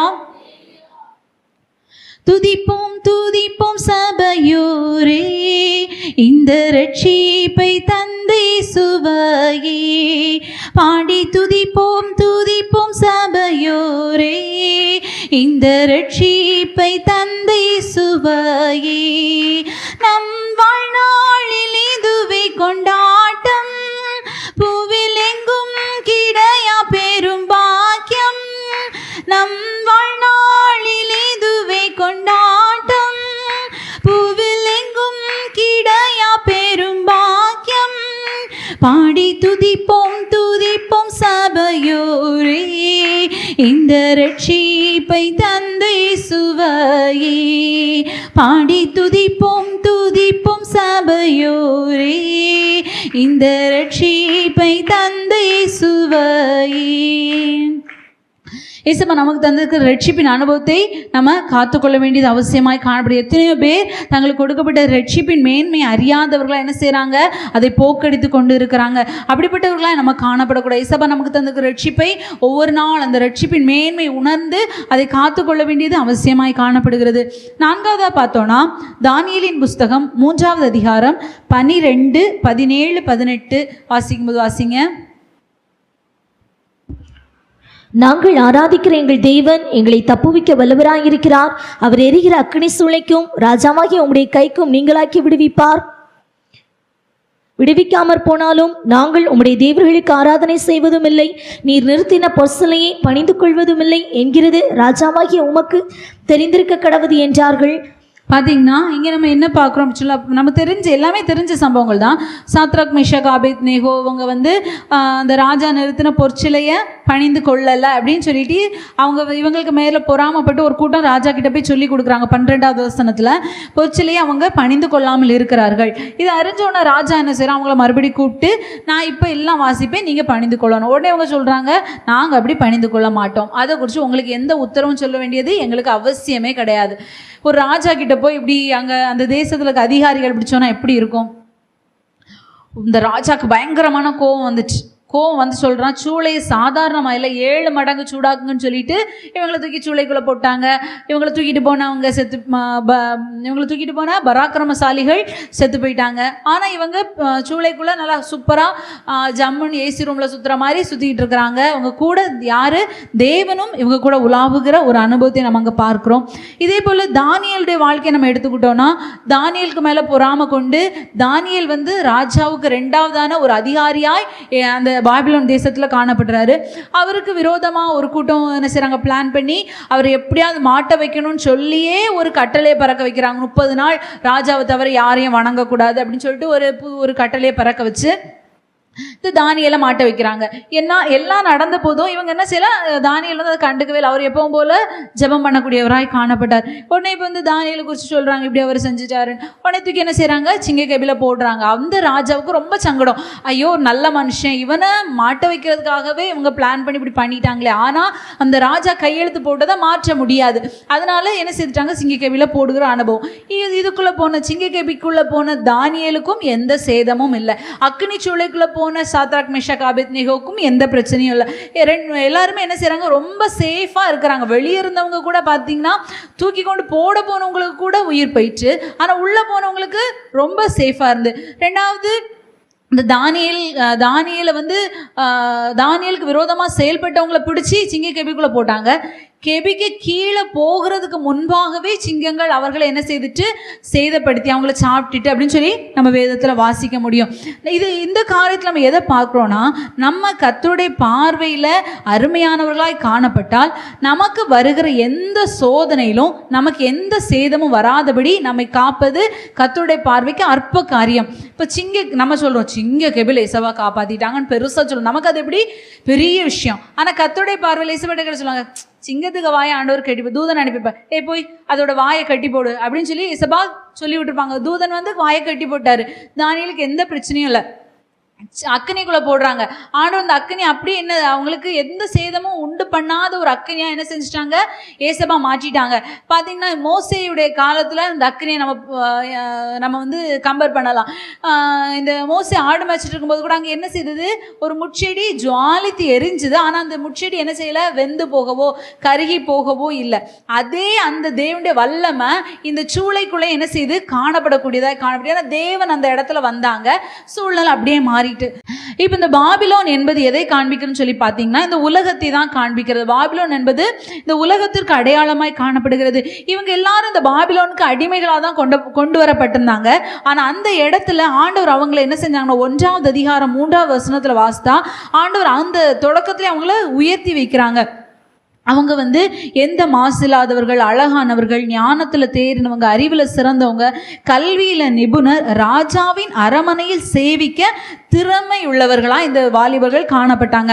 எப்போ அவங்க அடிமைகளாக கொண்டு வந்த இடத்துல என்ன செய்யுது, என்ன கிடைக்குது, ஒரு உயர்வு கிடைக்குது. இப்போ நம்முடைய வாழ்க்கையில் நம்ம கடந்து போகிற இந்த பூமி வாழ்க்கையில் நமக்கு விரோதமாக அநேக சோதனைகள் வரும். பார்த்திங்கன்னா ஏசபா கூட ஞானஸ்தானம் எடுத்து கரையேறின போது ஆவியானவர் 2 நேசகுமாரன்னு சொன்னாங்க.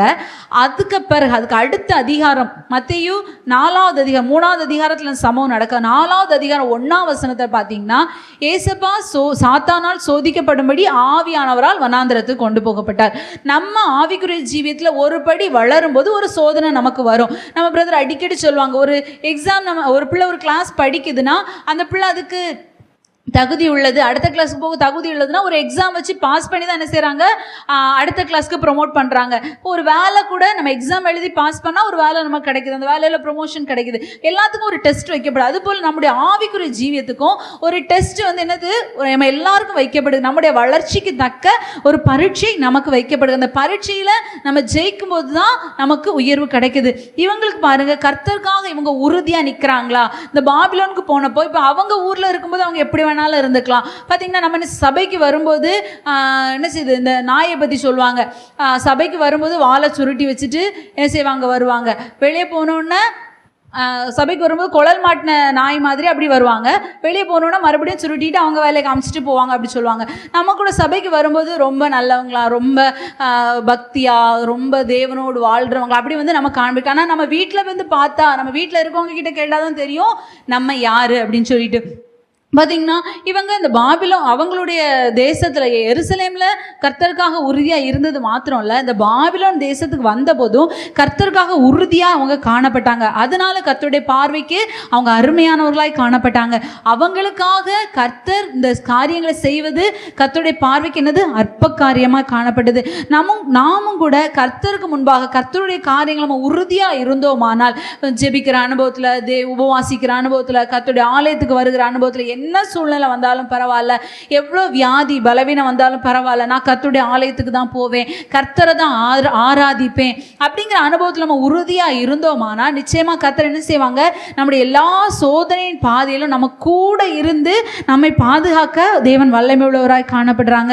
யாக்கோபு 1:12 வேதம் சொல்லுது, சோதனையை சகிக்கிற மனுஷன் பாக்கியவான், அவன் உத்தமன்று விளங்கின பின்பு கர்த்தர் தம்மிடத்தில் அன்பு கூறுகிறவர்களுக்கு வாக்குத்தத்தம் பண்ணின ஜீவ கிரீடத்தை பெறுவான். ஏசப்பாவை அன்பு கூறுறவங்களுக்கு நிச்சயமா ஜீவ கிரீடம் கிடைக்கும்.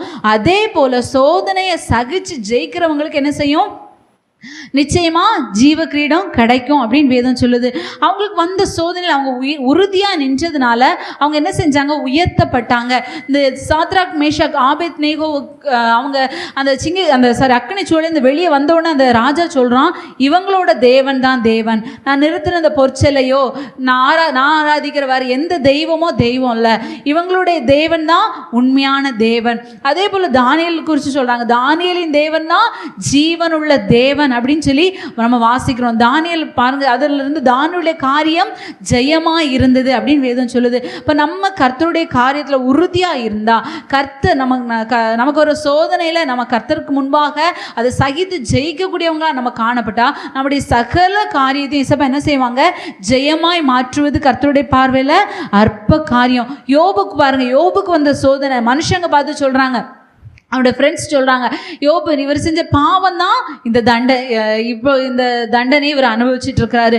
சாத்தான் சொல்கிறான், நான் ஆண்டவர்கிட்டே பர்மிஷன் வாங்கிட்டேன், இந்த யோபு அழிச்சிருவேன், ஒன்றும் இல்லாமல் ஆக்கிடுவேன் அப்படின்னு சொல்லி சாத்தானுடைய பார்வையில் சாத்தான் நினைக்கிறான். ஆனால் ஆண்டவருடைய பார்வையில் மாத்திரம் தெரியும், இவன் ரெட்டிப்பான ஆசீர்வாதத்தை சுதந்திரிக்க போகிறான், அதற்காக தான் இந்த பாதையை கடந்து போகிறாங்கிறது கர்த்தருடைய பார்வையில் இருந்தது. நம்முடைய வாழ்க்கையிலையும் காணப்படுகிற சோதனைகள், போராட்டங்கள், பிரச்சனைகள், எதிர்வினையான சூழ்நிலைகள், கடக்க முடியாத பாதைகள், வெளியே சொல்ல முடியாத சோதனை, ஆவிக்குரிய ஜீவியத்தில், சொந்த ஜீவியத்தில் எப்படி நான் இந்த சோதனையை ஊழியக்காரங்க கிட்ட சொல்ல முடியும், அல்ல மற்றவங்க கிட்ட சொல்ல முடியும், இல்லை என் குடும்பத்தினர்கிட்ட சொல்ல முடியும், நான் இந்த சோதனையை சொன்னால் அவங்க என்னை என்ன நினைப்பாங்க, என் பலவீனத்தை என்ன நினைப்பாங்க, என்னை எள்ளி நகையாடுவாங்களே, என்னை ஒன்றும் இல்லைன்னு ஒதுக்கி வச்சிருவாங்களே, சீ போ அப்படி சொல்லிடுவாங்களே, அப்படிப்பட்ட ஒரு சோதனை பாதையை கூட நம்ம கடந்து போகலாம். ஆனால் கர்த்தருக்கு முன்பாக நம்ம உறுதியாக என்ன சோதனை வந்தாலும் பரவாயில்ல, பிரச்சனை வந்தாலும் பரவாயில்ல, ஏசப்பா மாத்திரம் எனக்கு போதும், ஏசப்பா மாத்திரம் நான் சார்ந்து கொள்வேன், ஏசப்பா மாத்திரம் நான் தஞ்சமாக கொள்ளுவேன் அப்படின்னு சொல்லி ஒரு அனுபவத்தில் நம்ம வாழும்போது நிச்சயமாய் கர்த்தர் நமக்காக எல்லா சூழ்நிலையும் மாற்றக்கூடியவராய், அந்த இடத்துல நம்ம தலையை உயர்த்தி வைக்கக்கூடியவராய் தேவன் காணப்படுகிறார். அல்லேலூயா. அஞ்சாவதா பார்த்தோம்னா யாத்ராகமத்தின் புஸ்தகம் 2வது அதிகாரம் 11-12 வாசிக்கும்போது, யாத்ராகமம் 2:11-12 வாசிக்கும்போது, மோசே பெரியவனான காலத்தில் அவன் தன் சகோதரரிடத்தில் போய் அவர்கள் சுமை சுமக்கிறதை பார்த்து தன் சகோதரராகிய எபிரெயரில் ஒருவனை ஒரு எகிப்தியன் அடிக்கிறதைக் கண்டு அங்கும் இங்கும் பார்த்து ஒருவரும் இல்லை என்று அறிந்து எகிப்தியனை வெட்டி அவனை மணலிலே புதைத்து போட்டான். இப்போ மோசையை நம்ம எடுத்துக்கிறோம். இந்த மோசையை பார்த்தா இப்போ எல்லாருக்கும் எப்படி இருக்கு? அதுக்கு அடுத்த சம்பவத்தில் சொல்லப்பட்டிருக்கு, அடுத்த நாள் அவங்க 2 எபிரெயர்கள் சண்டை போடுறாங்க. அப்போ போய் இந்த மோசே சொல்ல, நீங்கள் 2 சகோதரர்கள் நீங்கள் ஏன் சண்டை போடுங்க? உடனே அவங்க சொல்கிறாங்க, நீ ஒரு கொலைக்காரன், நீ நேற்றுக்கு அவனை கொன்னது பத்தாது, இன்னைக்கு எங்களையும் கொல்ல வந்திருக்கிறியா அப்படின்னு சொல்லிட்டு மோசையை பார்த்து கேட்குறாங்க. மனுஷங்களுடைய பார்வையில் மோசே யாரு? ஒரு கொலைக்காரன். ஆனால் கர்த்தருடைய பார்வையில் மோசே யாருன்னா எண்ணாகமம் 12:3 வாசிக்கும்போது, எண்ணாகமத்தின் புஸ்தகம் 12வது அதிகாரம் 3வது வசனத்தை வாசிக்கும்போது, மோசையானவன் பூமியிலுள்ள சகல மனிதரிலும் மிகுந்த சாந்த குணம் உள்ளவனாயிருந்தான். ஆண்டவருடைய பார்வையில் இந்த மோசே யாருன்னு பார்த்தீங்கன்னா, பூமியில் உள்ள எல்லா மனுஷர்களும் சாந்த குணம் உள்ளவனாய் இந்த மோசே காணப்பட்டான். மனுஷங்க பார்த்து சொல்றாங்க, மோசே ஒரு கொலைக்காரன். இந்த கொலைக்காரங்கிற பட்டத்தோடு தான் மோசே என்ன செய்யறாரு? எகிப்து தேசத்தை விட்டு ஓடி போறாரு. 40 வருஷம் அவர் எங்க இருக்கிறாரு? ஒரு வனாந்தரமான அனுபவத்துல ஆடு மேய்க்கிறவராய். அவர் கற்றுக்கொண்ட சகல சாஸ்திரங்களையும் மறந்து பேசுறதுக்கு கூட அவருக்கு தெரியாத அளவுக்கு, ஏன்னா அவரோட பேச்சு எல்லாமே ஆடுகளோடி தான், அது கூடயே வாழ்ந்ததுனால இப்போ அவருக்கு பேசுறதுக்கு கூட சரியா வர்றதில்லை. அப்படிப்பட்ட ஒரு அனுபவத்துக்குரியவராக இந்த மோசே மாற்றப்பட்டு மறுபடியும் என்ன செய்கிறாங்க? தேவனால் அழைக்கப்பட்டு இந்த இஸ்ரவேல் ஜனத்தை நடத்தும் போது தான் ஆண்டவர் சொல்றாங்க, நடத்தும்போது பல சிச்சுவேஷன் இந்த மோசே கடந்து வர்றாரு. அப்போ தான் ஆண்டவர் சொல்றாங்க, பூமியில் எங்கும் மோசே போல சாந்த குணம் உள்ளவே ஒருத்தருமே இல்லைன்னு சொல்லி இசம் என்ன செய்யறாங்க? ஒரு சர்டிஃபிகேட் கொடுக்குறாங்க. இப்போ இது நம்முடைய வாழ்க்கையில் காணப்படுற கேரக்டர் தான் இது காண்பிக்கிறது. மனுஷங்களுக்கு முன்பாக நம்ம ஒருவேளை கோபக்காரங்க, எரிச்சல்காரங்க, பொய் சொல்கிறவங்க, முறுமுறுக்கிறவங்க, முறையிடுறவங்க, சண்டை போடுறவங்க அப்படின்னு சொல்லி நமக்கு நிறைய பட்டம் என்ன செஞ்சுருக்கலாம்? மனுஷங்க தந்திருக்கலாம். ஆனால் கர்த்தருடைய பார்வையில் எப்படி நம்ம காணப்படுகிறோம் என்பது தான் நம்ம சிந்திக்க வேண்டிய ஒரு காரியமாக காணப்படுகிறது. பார்த்திங்கன்னா இந்த மோசே ஆவிக்குரிய பிரகாரமாக தான் என்ன செய்தார்? கோவப்பட்டார். தனக்கு விரோதமாக வர்ற யாருக்கிட்டேயுமே என்ன செய்யலை?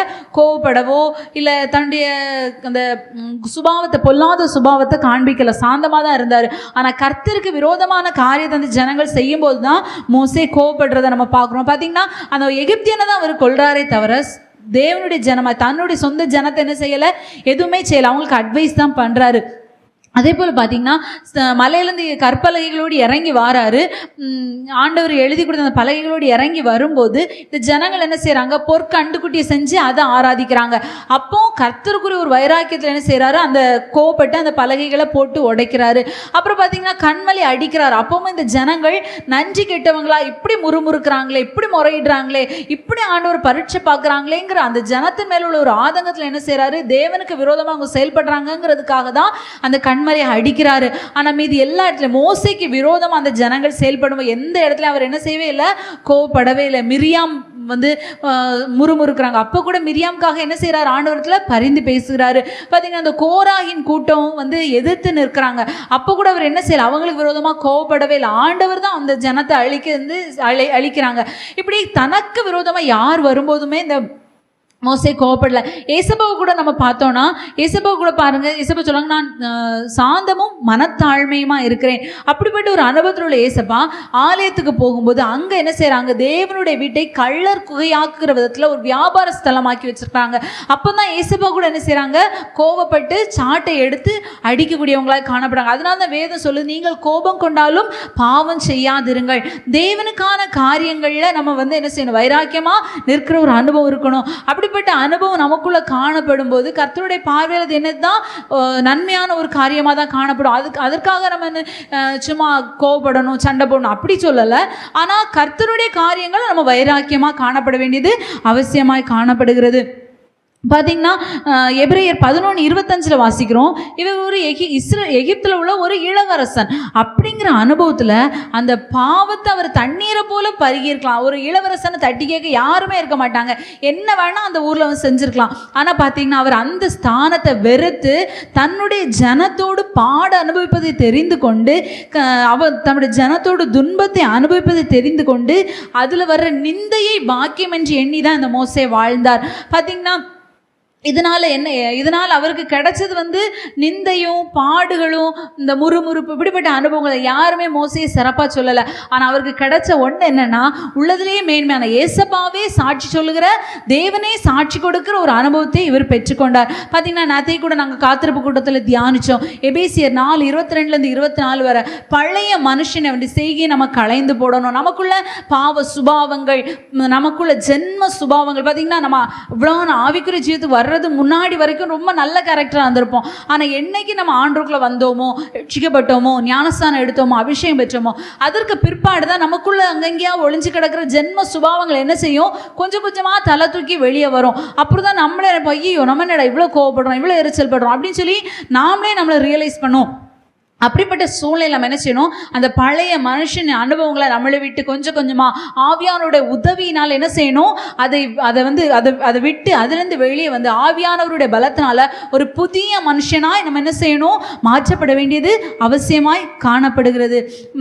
கோபப்பட்டது இஸ்ரவேல் ஜனங்கள் கர்த்தருக்கு விரோதமாக பாவம் செய்த போது தன்னை வந்து அவர் என்ன செய்யலைன்னா, அந்த எப்பவுமே தன்னுடைய அந்த சுபாவத்தை அவர் வந்து வெளிப்படுத்துறார். கர்த்தருடைய சமூகத்தில் அந்த ஜனத்துக்காக என்ன செய்தார், பரிந்து பேசக்கூடியவராய் காணப்பட்டார். இப்போ நாம் என்ன செய்யணும், கர்த்தருக்காக வைராக்கியம் உடையவர்களாய் நம்முடைய பொல்லாத சுபாவங்கள் எல்லாவற்றையும் விட்டு கர்த்தருக்காக ஜீவிக்கிறவங்களா தேவனுடைய திவ்ய சுபாவத்திற்கு பங்குள்ளவர்களாய் நம்ம காணப்பட வேண்டும். நம்ம நினைப்போம் எப்படி என் ஜீவியம் மாறும், எப்படி என் சுபாவம் மாறும், ஐயோ நான் எப்படி இருக்கிறேனே அப்படின்னு சொல்லி ஒருவேளை நம்ம வந்து வருத்தப்படலாம், கலங்கலாம். ஆனால் பார்த்தீங்கன்னா வேதத்தில் நம்ம வாசிக்கிறோம், நம்ம காட்டு ஒலிவ மரமாக இருந்தோம், நம்மளை வெட்டி நல்ல ஒலிவ மரமாகிய கிறிஸ்துவோடு கூட கொண்டு வந்து இயேசுவா என்ன செஞ்சுருக்காங்க, நம்மளை ஒட்ட வைத்திருக்கிறாங்க. இந்த பூமியில் வாழும்போது பூமிக்குரியவங்களோடு கூட நம்ம வாழ்ந்தோம், பூமிக்குரியவங்களோடு கூட என்ன செஞ்சோம், பாவம் செஞ்சோம், பாவத்தை தண்ணீரை போல பருகணும். பார்த்தீங்கன்னா ஃப்ரெண்ட்ஷிப் இருந்திருப்போம், அந்த ஃப்ரெண்ட்ஷிப்னாலவே நிறைய பேர் என்ன செஞ்சுருப்போம், கெட்டு போகக்கூடியவங்களாக காணப்படும். என்னைக்கு அந்த அனுபவத்தை விட்டு பரிசுத்தவான்களோடு நம்ம கூட்டி கட்டப்பட்டோமோ,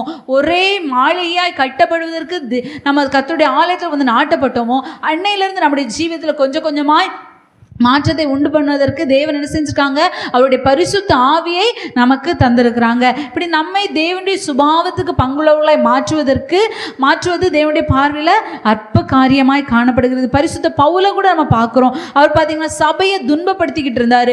ஆனால் ஒரு நாள் கர்த்தர் அவரை சந்தித்த போது பாடுபடுத்தின சவுல் பாடுபடுகிற பவுலாய் மாற்றப்பட்டார். நம்முடைய வாழ்க்கையிலையும் கர்த்தர் என்ன செய்கிறாங்க, அப்படி மாற்றக்கூடிய வல்லமை உள்ளவராய் காணப்படுறாங்க. ஆறாவதா பார்த்தோம்னா எஸ்தரின் புஸ்தகம் 9ஆம் அதிகாரம் 1ஆவது வசனத்தை வாசிக்கும்போது, எஸ்தர் 9:1 வாசிக்கும்போது வாசிங்க. ராஜாவின் வார்த்தையின்படியும் அவனுடைய கட்டளையின்படியும் செய்யப்படுகிறதற்கு ஆதார் மாதம் என்கிற 12ஆம் மாதம் 13ஆம் தேதியிலே யூதரின் பகைஞர் அவர்களை மேற்கொள்ளலாம் என்று நம்பினார்களே, அந்நாளிலே தானே யூதரானவர்கள் தங்கள் பகைஞரை மேற்கொள்ளும்படிக்கு காரியம் மாறுதலாய் முடிந்தது. ஆறாவதா பார்த்தீங்கன்னா நமக்கு விரோதமாக எதிரிகள், மனுஷர்களே எதிரிகளாக எழும்பி இருக்கலாம். அப்படிப்பட்ட எதிரியின் வல்லமைகளை அழிப்பது கர்த்தருடைய பார்வையில் அற்ப காரியம். நம்ம நினைப்போம், ஐயோ எப்படி இவங்களுக்கு முன்பாக நாங்கள் வாழ போகிறோம், இவங்க முன்பாக நமக்கு எப்படி எங்களுடைய காரியம் இருக்க போகுது, இவங்க எப்படியாவது நாங்கள் அழிஞ்சு போகணும் செயல்படுறாங்களே, இவங்க எப்படியாவது இவங்க குடும்பம் ஒன்றும் இல்லாமல் ஆயிரும். பார்த்திங்கன்னா என்ன செய்வன, பில்லி சூனியம், மந்திரவாதம், இந்த மாதிரிப்பட்ட காரியங்களெல்லாம் செய்து என்ன செய்கிறாங்க, குடும்பங்களை அழிக்கிறதற்கு மனிதர்கள் என்ன செய்கிறாங்க, கிரியை செய்கிற அனுபவங்கள் காணப்படுது. இந்த நாட்கள் அது குறைவு போல இருந்தாலும் அப்படிப்பட்ட அனுபவங்களை செய்கிற ஜனங்கள் இன்னும் இந்த பூமியில் இருக்க தான் செய்கிறாங்க. மற்றவங்க அந்த வாழ்ந்து இருக்கிறது, சந்தோஷமாக இருக்கிறது வந்து என்ன செய்யறது பிடிக்காது. அதனால் எப்படியாவது அவங்கள அழிச்சிடணும், அவங்கள கொன்றணும், அவங்க குடும்பத்தை இல்லாமல் ஆக்கிடணும். என்ன இவங்க போக போக நல்ல வசதி ஆயிட்டே இருக்காங்க, என்ன இவங்க போக போக நல்ல எல்லா இடத்துலையும் கனம் பண்ணப்படுறாங்க, நமக்கு மதிப்பு இல்லையே, மரியாதை இல்லையே அப்படின்னு சொல்லிட்டு நமக்கு விரோதமாக ஒரு கூட்டம் எழும்புகிற ஒரு அனுபவம் காணப்படுது. அந்த சத்துருவின் அனுபவத்தை அழிப்பதற்கு தேவன் வல்லமை உள்ளவராய் காணப்படுகிறார். எதனால இந்த ஆமான் வந்து மொர்தெகாய்க்கு விரோதமா எப்படி வந்து செயல்பட்டான் அப்படின்னு சொல்லி பார்த்தீங்கன்னா சின்ன விஷயம். எஸ்தர் 3ஆவது அதிகாரம் 5-6 வாசிக்கும்போது, எஸ்தர் 3:5-6 வாசிக்கும்போது வாசிங்க. ஆமான் மொர்தெகாய் தன்னை வணங்கி நமஸ்கரியாததை கண்டபோது மூர்க்கம் நிறைந்தவனானான். ஆனாலும் மொர்தெகாயின் மேல் மாத்திரம் கைப்போடுவது அவனுக்கு அற்ப காரியமாக கண்டது. மொர்தெகாயின் ஜனங்கள் இன்னாரென்று ஆமானுக்கு அறிவிக்கப்பட்டிருந்தபடியால் அகாஸ்வேருவின் ராஜ்யமெங்கும் இருக்கிற மொர்தெகாயின் ஜனமாகிய யூதரை எல்லாம் சங்கரிக்க அவன் வகை தேடினான். பார்த்தீங்கன்னா இந்த மொர்தெகாய் வந்து வாசல் காவலாளனா உட்கார்ந்துருக்கிறாரு. அப்போ இந்த ஆமானை வந்து வணங்கணும் அப்படின்னு சொல்லிட்டு ராஜா கட்டளை போட்டிருக்காரு. ஏன்னா அவன் ஒரு அதிகாரியாக இருக்கிறான், அதனால அவனை வணங்கணும் அப்படின்னு சொல்லி ராஜா சொல்லியிருக்காங்க. ஆனால் இந்த மொர்தெகாய் என்ன செய்யலைன்னா வணங்கலை. ஏன் வணங்கலை அப்படின்னா கூட இருக்கவங்க சொல்லுவாங்க, ஏன் நீ ராஜாவை கட்டளை மீறி அவரை ஏன் வணங்கலைன்னு சொல்லி ஃபோர்ஸ் பண்ணோன்னு இந்த மொர்தெகாய் சொல்கிறார், நான் ஒரு யூதன், நான் வணங்க மாட்டேன். யூதர்கள் வந்து தேவனை தவிர யாரையும் வணங்க மாட்டோம், அதனால நான் இந்த மனுஷனை வணங்க மாட்டேன், என்ன வேணாலும் பண்ணிக்கோங்க, நான் வந்து வணங்கவே மாட்டேன்னு சொல்லிட்டு உறுதியா இருக்கிறார். என்ன ஆனாலும் நான் வணங்க மாட்டேன், நான் யூதன்கிற விஷயத்துல அப்படி ஸ்ட்ராங்கா இருக்கிறாரு. பார்த்தீங்கன்னா இப்போ இந்த 3ஆம் அதிகாரம் 9வது வசனத்துல இந்த ஆமானுக்கு வந்து ரொம்ப கோபம். என்ன ஒரு காவல்காரன் என்ன வணங்கலை. இப்போ நம்ம வெளியே போயிட்டு ஒரு பெரிய அதிகாரி, இப்போ ஒரு காலேஜில் ஒரு பெரிய ப்ரொஃபஸர்னு வச்சுக்கோங்களேன், இங்கே ஒரு ஆள் வச்சுக்கோங்க. இப்போ நீங்கள் போகிறீங்க, வழியில் போகிற ஸ்டூடெண்ட்ஸ் வந்து உங்களை பார்த்து விஷ் பண்ணலை, பார்த்துட்டு அப்படி பண்ணிட்டு போகிறாங்க, இவங்களாம் ஒரு மேம் அப்படி பண்ணிட்டு போகிறாங்கன்னா எவ்வளோ கோபம் வரும். இப்போ ஒரு ஆஃபீஸர் நீங்கள் வேலை செய்கிற இடத்துல நீங்கள் தான் இப்போது மெயினான ஒரு உயர்ந்தவங்களாக இருக்கிறீங்க, உங்களுக்கு கீழே இருக்கவங்க உங்களை பார்த்து ஒரு விஷ் பண்ணல, நீங்கள் குட் மார்னிங் சொல்கிறீங்க, உங்களை பார்த்து ஒன்றுமே சொல்லலை, உங்களை கண்டுக்கவே இல்லை, உங்களை மதிக்கவே இல்லைன்னா எப்படி கோவம் வரும். அதுபோல் தான் இவனுக்கும் கோவம் வந்தது. ஆனால் கோவம் வந்ததுக்கு அவன் எடுத்த ஸ்டெப் என்னன்னு சொல்லி பார்த்தீங்கன்னா 9வது அதிகாரத்தில் ராஜா கிட்ட போய் சொல்கிறான். இந்த 3ஆம் அதிகாரம் 9வது வசனத்தை வாசிங்க. ராஜாவுக்கு சம்மதியானால் அவர்களை அழிக்க வேண்டும் என்று எழுதி அனுப்ப வேண்டியது. அப்பொழுது நான் ராஜாவின் கஜானாவிலே கொண்டு வந்து 8வது வசனத்தை வாசிங்க. அப்பொழுது ஆமான் அகாஸ்வேரு ராஜாவை நோக்கி, உம்முடைய ராஜ்யத்தின் சகல நாடுகளிலும் உள்ள ஜனங்களுக்குள்ளே ஒருவித ஜனங்கள் சிதறுண்டு பரம்பி இருக்கிறார்கள். அவர்களுடைய வழக்கங்கள் சகல ஜனங்களுடைய வழக்கங்களுக்கும் விகற்பமாயிருக்கிறது. அவர்கள் ராஜாவின் சட்டங்களை கைக்கொள்ளுகிறதில்லை. ஆகையால் அவர்களை இப்படி விட்டிருக்கிறது ராஜாவுக்கு நியாயம் அல்ல. பார்த்தீங்கன்னா ஒரு மொர்தெகாயை அழிக்கிறது அவனுக்கு அற்பமாக இருந்துச்சு. இவனை மட்டும் கொல்லக்கூடாது, இவன் மொத்த கூட்டத்தையும் என்ன செய்யணும், கொல்லணும், எப்படியாவது இவன் ஒன்றும் இல்லாமல் ஆக்கிடணும் அப்படின்னு சொல்லிட்டு அவன் ராஜா கிட்ட போய் நல்லா என்ன செய்யறான், இலக்கி விடுறான். எப்படியாவது அவங்களை அழிச்சிடணும், இந்த கூட்டத்தை கொன்றணும், இவங்க ராஜாவுக்கு விரோதமாக செயல்படுறாங்க, ராஜாவுக்கு கட்டளை கேட்கல அப்படின்னு சொல்லி நல்லா கொளுத்தி போடுறான். இந்த ராஜா சொல்கிறாரு, சரிப்பா உனக்கு என்ன தோணுதோ நீ அதை போய் செய்துக்கோ அப்படின்னு சொல்லிட்டு ராஜாவும் அவனுக்கு பெர்மிஷன் கொடுத்து விட்டுறாரு. அவன் அதுக்கு வெகுமானம் கொடுக்குறதா சொல்கிறான். அதை கூட ராஜா சொல்கிறார், உன் வெகுமானம் எனக்கு தேவையில்லை, நீ என்ன நினைக்கிற போய் அழிச்சிக்கோ அப்படின்னு சொல்லி ராஜா கட்டளை கொடுத்துட்டா. உடனே இந்த ஆமானுக்கு பயங்கர சந்தோஷம். உடனே வந்து என்ன செய்யறான், இந்த மொர்தெகாயை கொல்லணும்னு சொல்லிட்டு 50 முழ தூக்கு மரத்தை செய்யறான். 5ஆம் அதிகாரம் 14வது வசனத்துல பார்த்தீங்கன்னா 50 முழம் உயரமான தூக்கு மரத்தை செய்கிறான். 50 முழம் அப்படின்னு சொல்லி பார்த்தா 75 அடி. 75 அடினா எவ்வளோ உயரம் இருக்குன்னு பாருங்கள். அதாவது அதை அவ்வளோத்துக்கு உயர்த்தி வச்சு அந்த ஊரில் இருக்கவங்க எல்லாரும், நான் நினைக்கிறேன் சூசான் அந்த ஊர் ஃபுல்லாகவே பார்க்குற விதத்தில் அந்த உயரம் இருந்திருக்கலாம். அதனால தான் அவன் என்ன செஞ்சுருக்கான், அவ்வளோ உயரமாக செஞ்சுருக்கான். பார்த்தீங்கன்னா அவன் எப்படி செஞ்சு வச்ச போது கர்த்தர் என்ன செஞ்சாங்க, தமக்காக நிற்கிற ஜனத்தை, கர்த்தருக்காக வேறுபட்டு நிற்கிற ஜனங்களை தான் என்னாகமத்தில் கூட நம்ம வாசிக்கிறோம். ஜாதிகளோடு கலவாமல் தனித்து வாசம் பண்ணுகிற ஜனம். இவன் அந்த சூசான் அரண்மனையில் அங்கே கூட இவங்க அடிமையாக தான் வந்தவங்க. அங்கே கூட இவர் என்ன செய்யலைன்னா தன்னுடைய அந்த கர்த்தருக்காக இருக்கணுங்கிற அந்த அனுபவத்தில் என்ன செய்ய அனுபவத்தை விடாமல் ஒரு வேறுபாட்டின் ஜீவித்தை செஞ்சார். அவர் ஒரு வாசல் காவலை நிச்சயமாக வணங்கியிருக்கணும், ஆனால் அவர் என்ன செய்யலை, வணங்கலை. ஏன்னா கர்த்தருக்காக நாங்கள் வாழ்கிறவங்க, கர்த்தரை மாத்திரம் தான் நாங்கள் ஆராதிப்போம்னு சொல்லி ஒரு வேறுபாட்டின் ஜீவித்தை அவர் செய்யக்கூடியவராய் காணப்பட்டார். அப்படி கர்த்தருக்காக வேறுபட்டு வாழ்ந்த அந்த மொர்தெகாய்க்காக ஒரு மொர்தெகாய் நிமித்தம் முழு ஜனமும் அழிக்கப்படணும்னு சொல்லி பிறந்த ஒரு கட்டளை காரியம் மாறுதலாய் மாற்றப்பட்டது. அந்த காரியத்தை மாறுதலாய் மாற்றுவது கர்த்தருடைய பார்வைக்கு அற்ப காரியமாய் காணப்பட்டது. பார்த்தீங்கன்னா ஃபர்ஸ்ட் அடி இந்த ஆமானுக்கு ஆண்டவர் கொடுத்தது எதுன்னு சொல்லி பார்த்தீங்கன்னா, இவன் வந்து அந்த ராஜா கிட்ட போகும்போது ராஜா வந்து தூக்கம் வராமல் பார்த்துட்டு இருக்கிறாரு. அங்கே வந்து ராஜாவினால் கனம் பண்ணப்படுவதற்குரிய எல்லா காரியத்தையும் ஆமான்ட்ட கேட்டு இந்த ஆமான் கண்டிப்பாக ஆண்டவர் ராஜா நம்மளை தான் கனம் பண்ணுவார். ஆனால் பார்த்தீங்கன்னா எல்லாம் அவன் வாயிலேருந்தே வாங்கி இவன் வெறுக்கிற அந்த மொர்தெகாயை கனம் பண்ணுவதற்கு இந்த ஆமானையே இந்த ராஜா நியமிக்கிற அளவுக்கு ஆண்டவர் என்ன செஞ்சுட்டாங்க. பார்த்தீங்களா, ஆண்டோடைய காரியம் இது எவ்வளோ ஒரு அற்பமான காரியம் பாருங்க. நமக்கு எதிரியா இருக்கிறவங்களை கொண்டே தேவன் நம்மளை கனம் பண்ணக்கூடியவராய் காணப்படுகிறார். நம்ம அழியணும்னு நினைக்கிறவங்களை கொண்டே, நம்ம நாசமா போகணும்னு சொல்லி நினைக்கிறவங்களை கொண்டே, இவங்க ஒன்றும் இல்லாம பேரணும்னு நினைக்கிறவங்களை கொண்டே கர்த்தர் என்ன செய்வாங்க, நம்ம தலையை உயர்த்தக்கூடியவராய் காணப்படுகிறார். அப்படி நமக்கான காரியத்தை செய்ய தேவன் வல்லமுள்ளவராய் இருக்கிறார். அல்லேலூயா. அவன் எந்த மொர்தெகாய்க்காக அந்த தூக்கு மரத்தை செஞ்சானோ அதே தூக்கு மரத்துல இந்த ஆமான் 7 அதிகாரம் 9வது வசனத்துல நம்ம வாசிக்கிறோம். இந்த ஆமான் அதே தூக்கு மரத்துல என்ன செய்யான், தொங்கப்படுகிற ஒரு அனுபவத்தை அங்கே நம்ம பார்க்க முடியுது. நமக்கு விரோதமாக எழும்புகிற எல்லா மனுஷிக வல்லமைகளையும் சத்ருவின் கிரியைகளையும் கர்த்தர் என்ன செய்வாங்க, கீழ்ப்படுத்தி போடுவாங்க, எல்லாவற்றையும் அழித்து போடுவாங்க. அது மட்டும் இல்லை, இந்த மொர்தெகாயை ஆண்டவர் எப்படி உயர்த்தினார்னா 10வது அதிகாரம் 3வது வசனத்தில் வாசிக்கும் போது ராஜாவுக்கு 2வது ஆனவராய் உயர்த்தப்படுகிறார். வாசிங்க எஸ்தர் 13.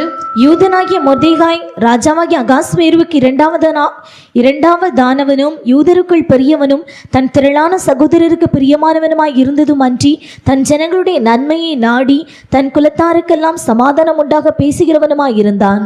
பார்த்தீங்கன்னா அந்த மொர்தெகாய் பார்த்து எவ்வளோ அழகா சொல்லிருக்கு. ராஜாவுக்கு 2வது, பாபிலோன்லேயே ராஜாவுக்கு 2வதான ஒரு இடத்தை இவர் பெறுறாரு.